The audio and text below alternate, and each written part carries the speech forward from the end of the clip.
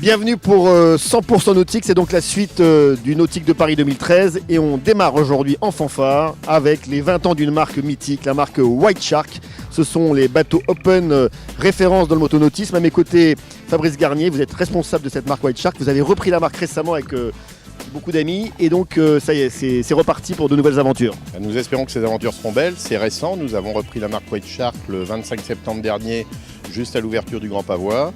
Et nous exposons au Salon Nautique de Paris 4 modèles de la gamme fabriqués dans la nouvelle usine d'Oléron, puisque parallèlement nous avons aussi repris la marque Guy Marine et nous allons fabriquer l'ensemble de ces bateaux en France, parce que nous tenons à tout prix à ce que la construction soit française, sur l'île d'Oléron.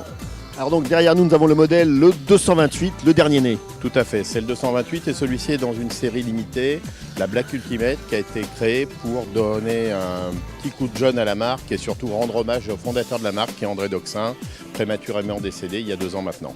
André Doxin qui avait donc lancé cette marque en 1993, il y a donc 20 ans. Alors, innovation par exemple, il y a du carbone. Voilà, par exemple, on a une table carbone qui présente l'avantage d'être très légère à manipuler à bord, puisqu'on rencontre souvent ce genre de problème. Des pièces de polyester ou de bois qui sont lourdes à manipuler, qui font notamment que certaines personnes ont besoin de se mettre à deux pour pouvoir mettre la table pour déjeuner, ce qui est un petit peu embêtant. Et là, on a quelque chose qui donne un côté très luxueux et qui est léger. Donc là, c'est une montée en gamme, vous adressez à un public vraiment de gens qui sont assez exigeants. Oui, des gens exigeants, des gens qui aiment se faire plaisir. Le White Shark est un bateau élitiste et nous souhaitons rester dans ce segment de gamme, se orienter vers la qualité des plus grands constructeurs américains, tout en restant en fabrication française et un tarif entre les premiers prix français et le haut de gamme américain. Vous avez fait référence aux États-Unis, on cite souvent la marque Boston Whaler pour vous comparer. Est-ce que vous aimez cette comparaison ? C'est très flatteur, on est encore loin du niveau des Boston Whaler, mais c'est un modèle pour nous d'une taille qui est largement plus importante que la nôtre, mais c'est un leader et ça restera un leader longtemps. Qu'est-ce qu'on peut faire avec vos bateaux ? On peut faire des sorties à la journée, on peut partir faire du ski nautique, on peut tout faire ? On peut quasiment tout faire sauf de la grande croisière, ça reste des open, donc même en version Sundeck on peut dormir avec une petite famille sur le 298 pendant un petit week-end, etc. Mais autrement on peut aller aux îles pique-niquer, faire du ski nautique, faire de la plongée, de la pêche, toutes les activités nautiques. C'est une sorte de cabriolet de la mer. Et donc pour terminer, donc vous avez parlé de la fabrication en France, donc un bateau 100% français, et ça c'est important aujourd'hui. C'est primordial quand on voit les problèmes de chômage en France alors qu'on a une main-d'œuvre qualifiée. Je trouve regrettable d'aller fabriquer en Chine, en Turquie, en Pologne des bateaux alors qu'on a des gens chez nous qui sont capables de bien faire.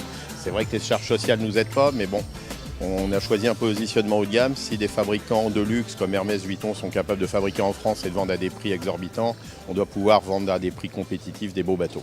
Et juste pour terminer, la motorisation, vous conseillez quoi ? On n'a pas de marque particulière, on travaille avec tout le monde. Chaque revendeur et distributeur d'une marque de moteur est capable de promettre du Yamaha, du Suzuki, du Mercury, de l'Evinrude, du Honda. Tout dépend de l'utilisation. L'important souvent pour les moteurs, c'est la qualité du réseau après-vente. Le Nautique de Paris, c'est très important pour vous ? C'est important puisque ça marque le redémarrage de la marque et surtout ça lance une saison et pour nous une nouvelle expérience. Un grand merci Fabrice Garnier. Merci à vous, au plaisir. Voilà, on se retrouve maintenant dans le village de la Glisse, un secteur extrêmement important dans le nautisme. Et nous sommes sur le magnifique stand Neige avec le responsable de Neige France, Yann Nguyen. Yann, nous sommes devant la planche de SUP, la planche gonflable, avec les dernières innovations de chez Neige. C'est vrai que le stand-up gonflable, c'est devient quelque chose de vraiment important pour nous, parce que ça permet vraiment de toucher un large public. Le stand-up paddle, à l'origine, c'était vraiment des grandes planches, un petit peu comme des grands surfs, mais avec des contraintes d'encombrement quand même qui fait qu'il fallait pouvoir les stocker, les transporter. C'est vrai qu'aujourd'hui, que le stand-up paddle gonflable, c'est pas volumineux du tout. On peut mettre ça dans le coffre d'une voiture, dans un placard, et tout le monde peut avoir un stand-up chez soi. Donc le stand-up paddle, qu'est-ce qui fait son accessibilité ? Ouais, c'est des planches qui sont assez volumineuses en fait, qui sont larges et épaisses, et c'est vraiment la largeur qui donne la stabilité. Donc en fait, là on a un sport que tout le monde peut pratiquer au bout de 5 minutes, tout le monde y arrive en fait.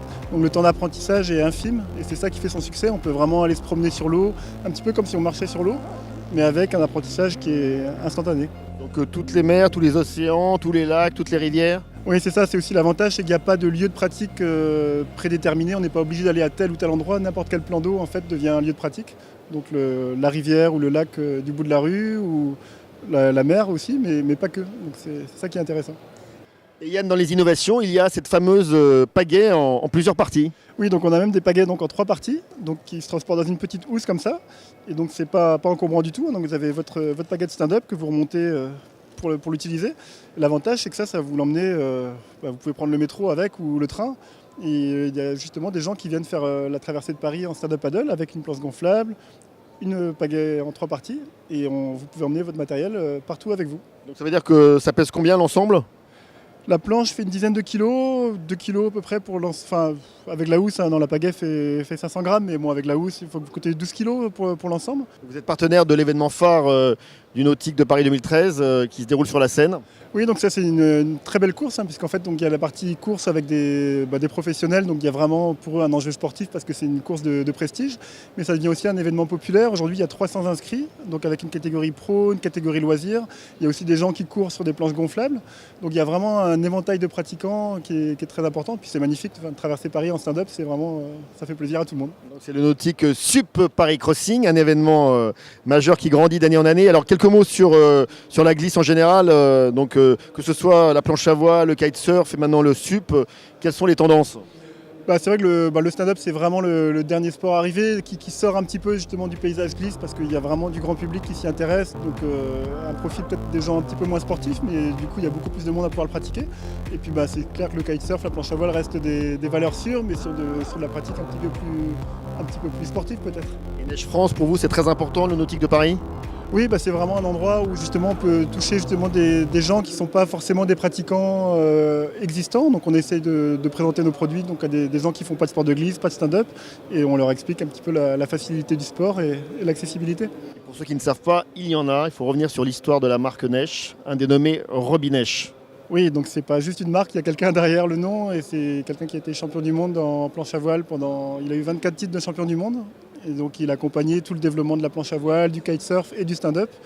Donc c'est quelqu'un qui est passionné, qui est toujours sur l'eau quasiment tous les jours. Donc il connaît les produits qu'il vend. Merci Yann Nguyen, et je vous serre la main parce que vous le méritez.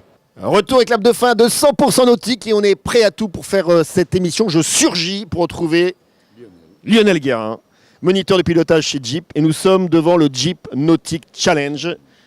C'est la grosse animation du Nautique de Paris 2013 dans le Hall 4. Tout à fait, ouais, tout à fait. Le but du jeu consiste en fait à faire un parcours chronométré, le tour du petit circuit qui est devant nous, et de reculer la Jeep avec son bateau dans la piscine, et on arrête le chrono à ce moment-là. Donc vous avez tout imaginé, le décor, l'étang, tout ce que vous allez devoir mettre pour que tous les passionnés puissent venir jouer avec vous. Absolument tout. Tout a été créé ici sur place, assemblé, testé bien sûr pour que l'animation marche. C'est quoi la grosse difficulté ? La marche arrière. La marche arrière, puisqu'on a un problème avec la télécommande, c'est déjà pas facile dans la vraie vie avec une vraie voiture, puisqu'on a des gestes opposés, on tourne le volant dans le sens opposé ou là où on souhaite envoyer notre remorque. Et là, le cerveau fonctionne à l'envers avec la télécommande en plus, c'est nettement plus compliqué. D'accord, donc c'est destiné à tous les publics ? Absolument tout. Bon, les jeunes enfants, ça sera difficile pour eux. En revanche, jusqu'à, on peut imaginer, au moins 110 ans, on n'a pas de restriction.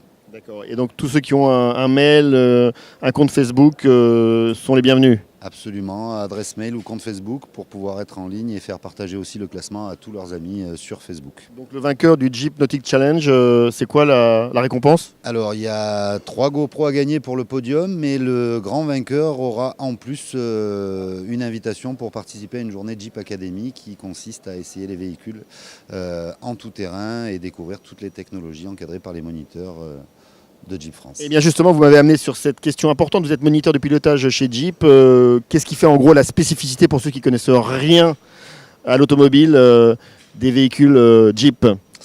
Bien sûr, leur capacité de franchissement. Jeep est avant tout un constructeur de véhicules destinés à faire du tout-terrain, mais pas seulement. C'est aujourd'hui des véhicules qui ont un agrément routier assez exceptionnel, des compromis très intéressants dans ce sens, et puis une capacité intéressante pour tracter des bateaux, bien sûr.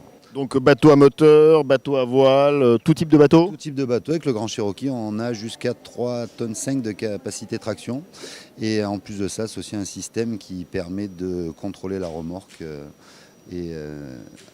en termes de sécurité. Allez, dites-nous, c'est ma dernière question, là, en dehors de la marche arrière, c'est quoi la grosse difficulté là? Mais juste entre nous, hein. Anticiper les trajectoires, bien sûr, et puis malgré que ce soit un temps chronométré, le plus rapide gagnera, il faut des fois penser à rester prudent et rouler doucement. Eh bien, que le meilleur gagne. Merci beaucoup, Lionel Guérin. Et nous on se retrouve très vite pour la suite de 100% nautique au Nautique de Paris 2013.